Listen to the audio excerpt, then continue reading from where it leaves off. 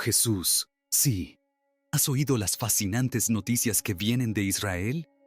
Parece que una extraña luz ha descendido del cielo acompañada de un sonido inquietante que ha dejado a todos sin palabras, incluso a aquellos conocidos por su fuerte fe. Además, un terremoto sacudió Jerusalén, poniendo en riesgo la famosa cúpula. Todo esto está sucediendo en medio del conflicto en curso en Gaza, con tensiones en aumento. Este espectáculo celestial sobre Israel ha cautivado la atención de todos, desde la gente común hasta los especialistas. Es todo un enigma que, en medio de estos tiempos difíciles, Israel se haya convertido en el escenario de un evento asombroso que se desarrolla en la ciudad sagrada de Jerusalén, un lugar impregnado de siglos de oración y reclamos disputados.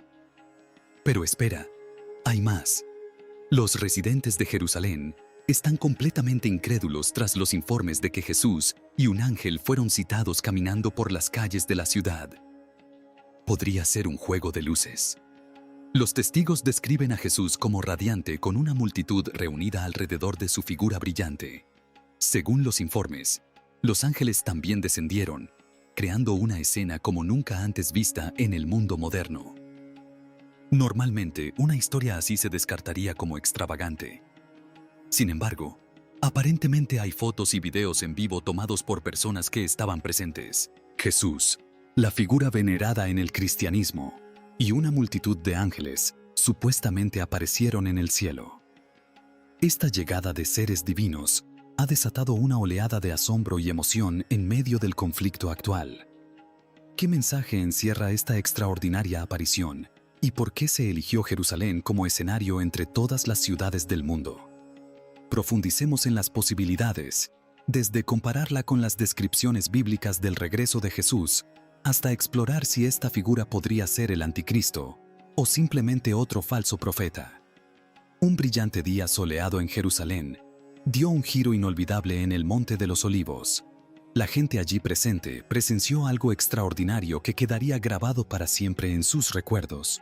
Una figura resplandeciente, envuelta en una deslumbrante túnica blanca, descendió del cielo.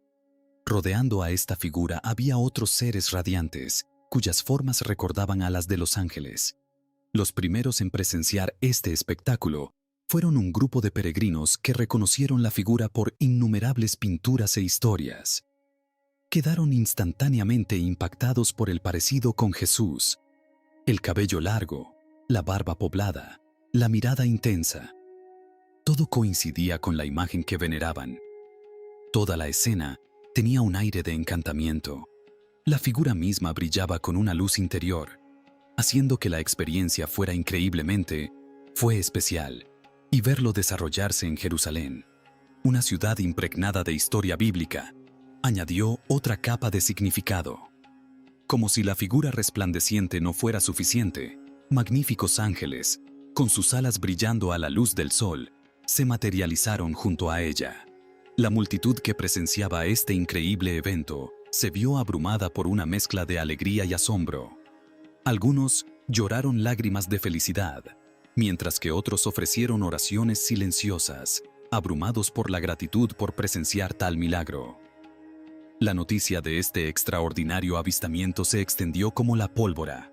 La gente, ansiosa por verlo con sus propios ojos, acudió en masa al Monte de los Olivos, convirtiéndolo en un vibrante punto de encuentro. Las redes sociales bullían con historias personales e imágenes.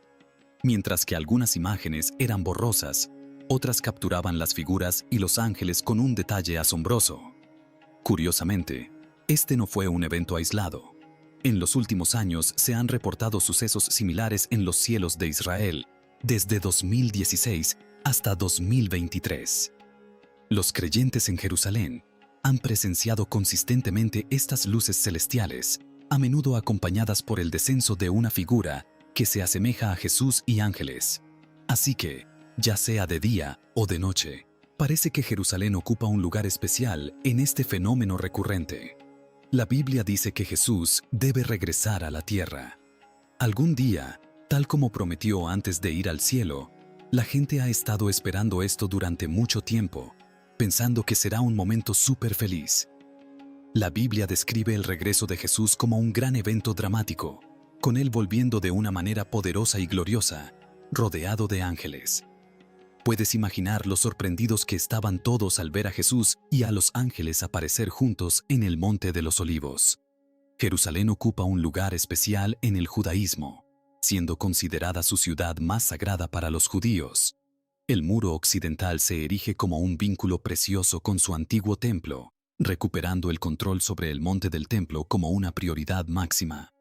El cristianismo también ve a Jerusalén como sagrada, ya que es donde ocurrieron muchos eventos cruciales en la vida de Jesucristo, en particular su crucifixión y resurrección. La iglesia del Santo Seiler, construida donde se cree que Jesús fue crucificado y enterrado, es de profunda importancia para los cristianos de todo el mundo.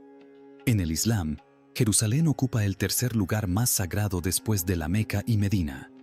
La cúpula de la roca y la mezquita de Alá, ubicadas en el monte del templo, tiene un profundo significado en la tradición islámica. Los musulmanes creen que el profeta Mahoma ascendió al cielo desde debajo de la cúpula de la roca durante la noche.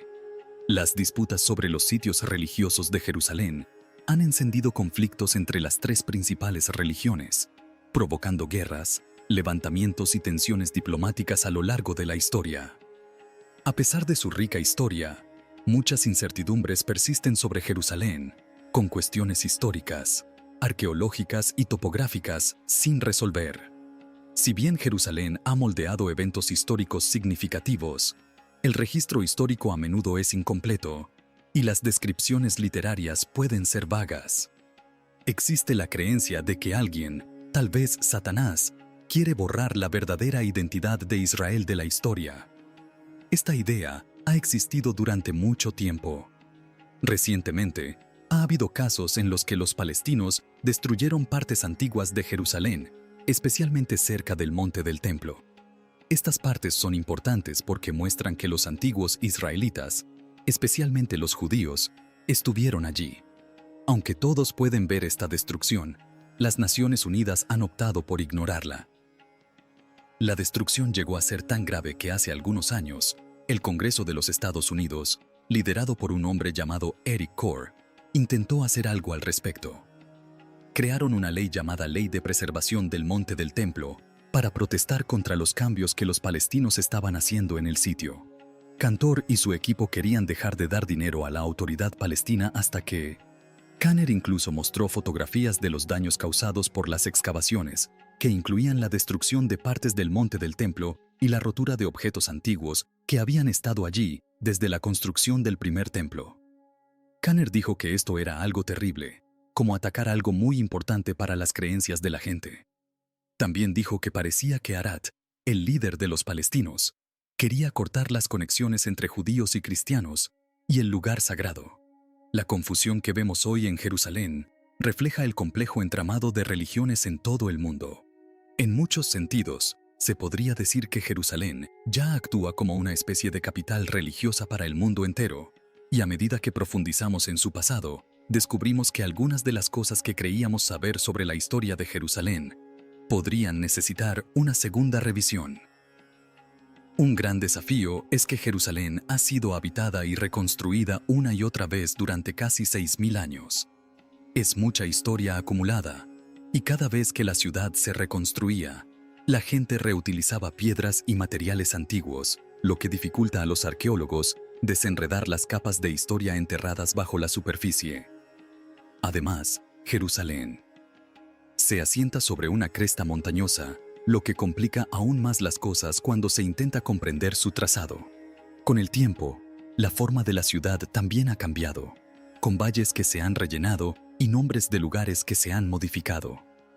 Todos estos cambios y capas de historia dificultan que lleguemos a conclusiones sólidas sobre el pasado de Jerusalén. Pero incluso en medio de toda esta incertidumbre, una cosa permanece clara: la Biblia, el libro sagrado tanto del judaísmo como del cristianismo, nos ofrece una perspectiva única sobre la importancia de Jerusalén. Nos dice que Jerusalén tiene la clave para comprender el plan de Dios para la redención de la humanidad. A lo largo de la Biblia, Jerusalén es retratada como un símbolo de la autoridad de Dios sobre el mundo y su relación especial con el pueblo de Israel. Es un lugar donde la presencia de Dios se siente de manera poderosa y donde se cumplen sus promesas a su pueblo. Esta idea ha sido central para la fe de los creyentes durante miles de años, recordándoles que Jerusalén es más que una ciudad, es un símbolo sagrado de esperanza y promesa. Analicemos más de cerca una predicción específica sobre el futuro de Jerusalén. En 1517, los otomanos conquistaron Jerusalén exactamente 300 años antes de que se hiciera una profecía en particular. Mantuvieron el control hasta 1917, cuando los británicos tomaron el control, marcando 400 años u 8 jubileos. Después de esto, Jerusalén entró en un período conocido como Tierra de Nadie. Durante un jubileo, la profecía decía que de 1917 a 1967 seríamos testigos del resultado de esto. Noveno jubileo. Aunque Israel se convirtió en nación, en 1948, el control total de Jerusalén no se estableció hasta 1967 después de la Guerra de los 6 días. Durante el período intermedio, Jerusalén fue considerada tierra de nadie, tal como se predijo entonces. Al final del noveno jubileo, Jerusalén volvió al control judío, señalando el comienzo de los tiempos mesiánicos. Es notable cuán precisa resultó ser esta predicción. Ahora avancemos rápidamente hasta el 10º jubileo, que nos lleva hasta la actualidad, terminando en 2017. ¿Qué evento significativo ocurrió en 2017? Fue entonces cuando el presidente Trump anunció que Estados Unidos reconoce a Jerusalén como la capital de Israel y trasladó la embajada de Estados Unidos allí. Una vez más vemos a Dios orquestando eventos para allanar el camino para el regreso del Señor. Vale la pena considerar que tal vez la presidencia de Donald Trump no fue una coincidencia. Tal vez Dios lo puso en el cargo por esta misma razón, entre otras. A lo largo de la historia, varios presidentes como Harry Truman, en 1948, han apoyado a Israel. El reconocimiento de Israel como nación independiente por parte de Truman estableció un precedente crucial. Con todos estos sucesos notables, es evidente que Dios está preparando el escenario para el regreso de Jesucristo, mucho más cerca de lo que podríamos haber imaginado. Muchos de nosotros creemos que Jerusalén, en particular, tiene un significado espiritual único como epicentro de la tierra. Esta creencia proviene de la historia antigua, donde Melquisedec, rey de Salem, la renombró Jerusalén. Melquisedec, considerado el primer rey de Jerusalén, es considerado por muchos como la misma figura que más tarde se convirtió en Jesucristo. Jerusalén es donde nuestro Mesías caminó sobre la tierra, donde se sacrificó por nuestros pecados, donde resucitó triunfalmente de entre los muertos y donde ascendió al cielo. También es donde ha regresado, profetizado para regresar a gobernar sobre la tierra, considerando los recientes eventos milagrosos. La importancia continua de Jerusalén a lo largo de la historia y el plan divino del Señor. Podemos ver un camino claro que conduce a la salvación. Las trompetas simbolizan diferentes cosas, dependiendo de la posición de uno ante Dios. Para los creyentes, señalan el comienzo de todo lo que hemos esperado, y se nos ha prometido un camino a la salvación y todas sus bendiciones. Pero para aquellos que se oponen a Dios, las trompetas anuncian un juicio violento y el fin de los planes humanos que lo desafían. El evento más crucial anticipado por los creyentes creen que la segunda venida de Jesucristo marca un momento crucial en la historia, donde Jesús regresa como el gobernante supremo, estableciendo el gobierno de Dios en la tierra. Sin embargo, antes de eso, habrá batallas y juicios que superar. Hoy profundizaremos en este evento crucial, el regreso de Jesucristo para restaurar el gobierno de Dios en la tierra, un momento seminal en la historia del universo. Dediquemos un momento a explorar estos pasajes desde las perspectivas de Marcos y Lucas. Marcos 13 pinta una imagen vívida de los eventos que preceden al regreso del Hijo del Hombre. Describe un tiempo de gran Hail, con el sol oscurecido, la luna reteniendo su luz y las estrellas cayendo de los cielos. Los poderes de los cielos temblarán, señalando la inminente llegada del Hijo del Hombre en toda su gloria. Él enviará a sus ángeles para reunir a sus elegidos de cada rincón de la tierra y más allá. De manera similar, Lucas 21 presenta una narrativa convincente de las señales que anuncian el regreso del Hijo del Hombre. Habla de angustia entre las naciones, con personas presas del miedo y la anticipación de lo que está por venir. Los mares rugirán, y los corazones de los hombres les desfallecerán al presenciar el temblor de los poderes del cielo. Pero en medio del caos hay esperanza, porque cuando estas señales comiencen a manifestarse, es una señal para levantar la cabeza y mirar hacia arriba, porque nuestra redención se acerca. Ambos pasajes ofrecen imágenes poderosas de agitación cósmica e intervención divina. Nos recuerdan que debemos permanecer vigilantes y esperanzados, sabiendo que, a pesar de la agitación, el regreso de Jesucristo trae redención y salvación para aquellos que creen. Lucas siempre tiene su propia manera de explicar las cosas, lo cual es bastante ingenioso, así que estos tres lugares nos dan una buena visión general de ese período, cubriendo la mayoría de las cosas importantes que están sucediendo. Hay señales en el cielo que generalmente conectamos con el sexto sello en Apocalipsis 6, 12 al 17. Y estas señales aparecen justo después de un tiempo difícil llamado la tribulación. A menudo hemos pensado que el quinto sello es cuando las cosas se ponen realmente difíciles, con muchos santos siendo perseguidos. Si hojeas Apocalipsis, lo encontrarás justo antes del sexto sello.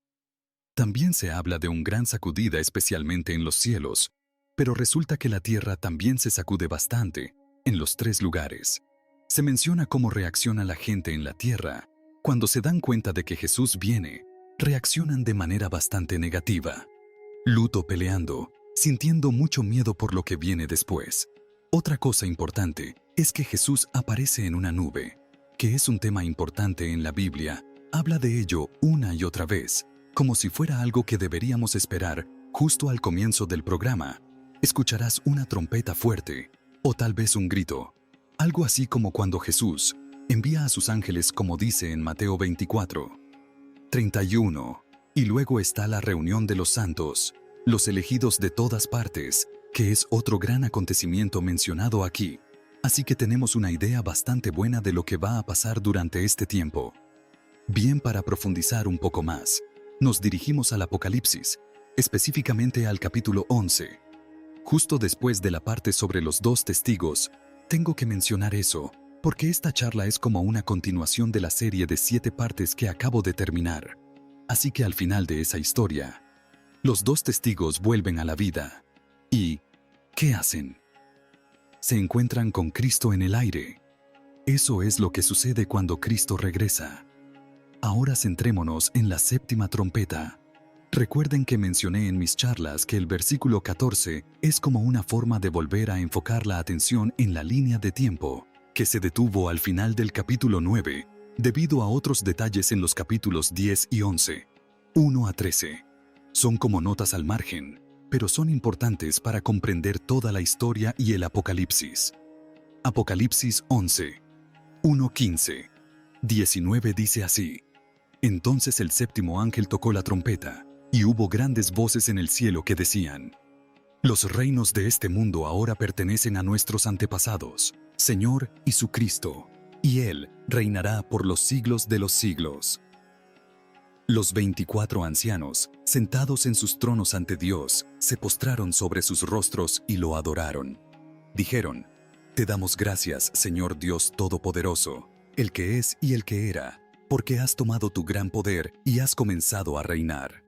Las naciones se enojaron, pero ha llegado tu ira.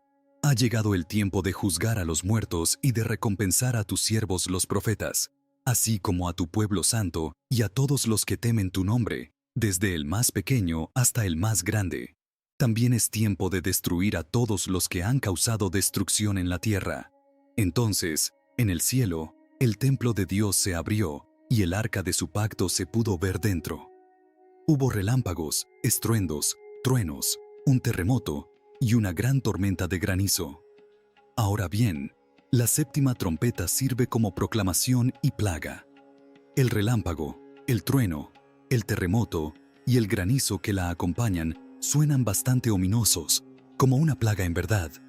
Pero aún hay más por venir. 7 copas o vasos de la ira de Dios, para ser precisos. La séptima trompeta marca el regreso de Cristo y el comienzo de la ira de Dios. Siempre me ha intrigado cómo Dios lo dispuso de esta manera, anunciando todo esto, pero aún hay muchos problemas por delante. Ahora bien, hay una pregunta que me ha desconcertado.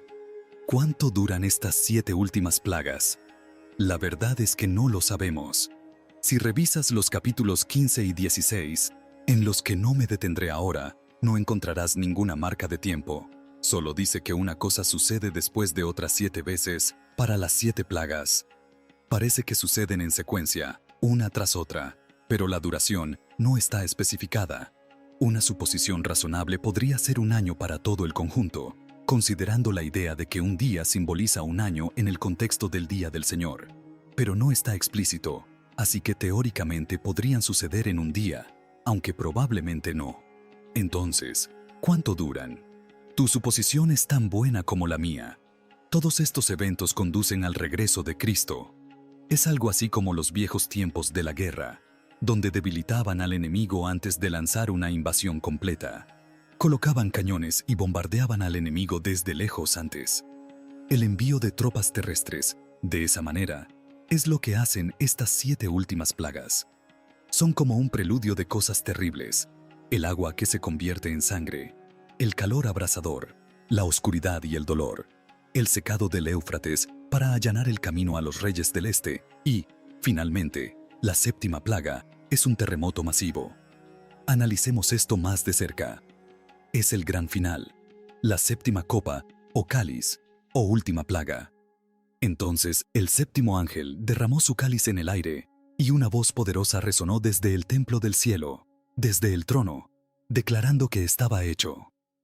De repente hubo estruendos, truenos y relámpagos, y un terremoto colosal sacudió la tierra como nunca antes, superando cualquier evento sísmico en la historia de la humanidad. Este terremoto no fue solo un temblor localizado, sacudió todo el globo. Es como si Dios mismo se hubiera inclinado, hubiera colocado una mano a un lado del ecuador y la otra al lado opuesto, dándole un temblor colosal. Nunca antes había sucedido algo así.